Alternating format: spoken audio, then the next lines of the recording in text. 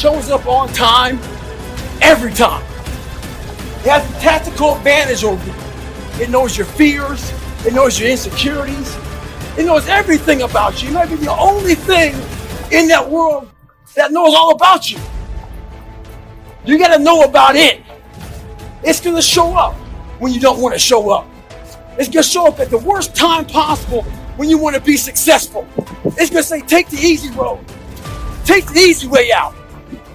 You got to learn your brain like your brain has learned you. I want to be uncommon amongst uncommon people.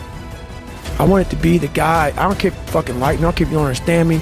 I didn't give a fuck. Once I went through this journey, this path of life, you ain't got. There's a whole bunch of fucking guys that don't fucking like me. I don't give a fuck. I'm a warrior. Period. There's a lot of guys that have been in a lot more combat than me. A warrior is not always that.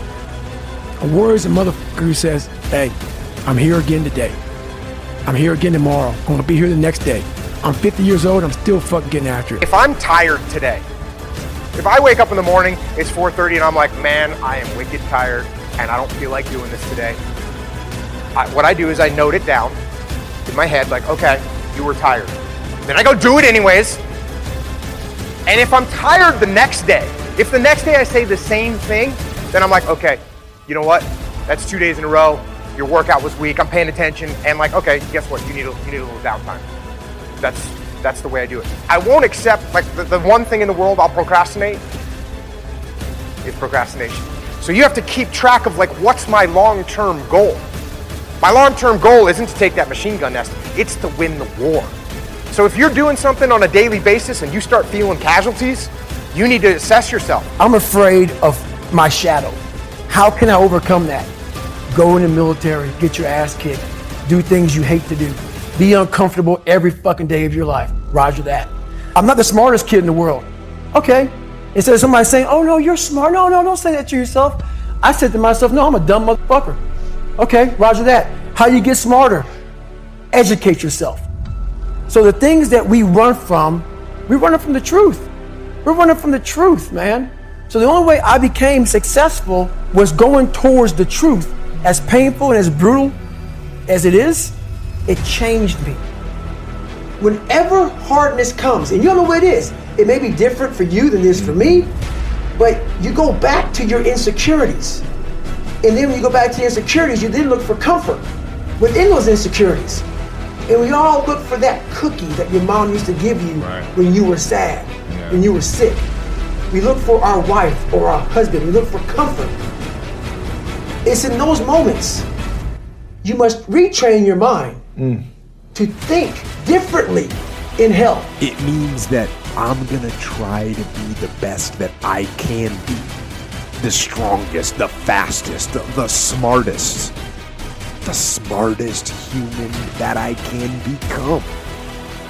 That's what I'm gonna go for. And I will compare myself to others and look at them and see what they're doing, and I'll say that it is possible. How close can I get to that greatness?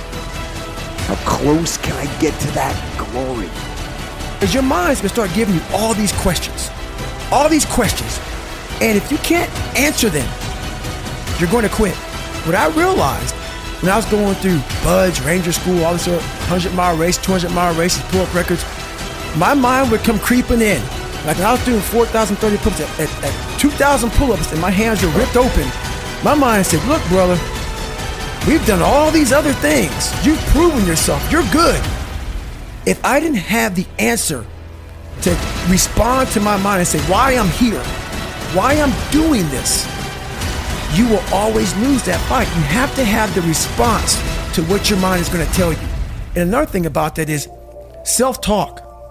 A lot of people have like these big four on mental toughness. All that shit is crap. About self-talk, visualization. It's true, but the thing about self-talk and all these things, they ask me, what do you think about when you're on mile 100 of a 205-mile run? What are you thinking about when you realize you've run for 24 hours and you have 24 more hours to run and you have another 105 miles? What goes through your mind? What do you say to yourself? I want to know. A lot of people think self-talk works. It does, but it doesn't work without the suffering before your mind starts saying we need self-talk. So what I tell myself is I go back to the months and years of preparation to get to that day. And I'm telling myself, the 3:30 in the morning, and I'm looking at my shoes and I want to go out there and run 30 miles. I have to, in that second, in that moment of this self-talk, my mind saying, you got to find more, you got to find more. I once again calm down, go back into my mind, in my cookie jar, I call it, and I have to reflect back on the shit I did to get here. And that becomes my self-talk. Self-talk does not work unless it is real. Most of us lie to ourselves in the self-talk. It doesn't work. It has to be real. It has to be something that you've done to make it really work. It's so worth it, man. That's what people don't get. So I'm able to put myself at the finish line, even though I have no finish line, but at the finish line of an event before I even start them and say, how are you going to feel at the end of this? Visualizing is my biggest tool of life. That's why I've been able to put myself in cold water, put myself in a 100-mile race millions of times before I've done it.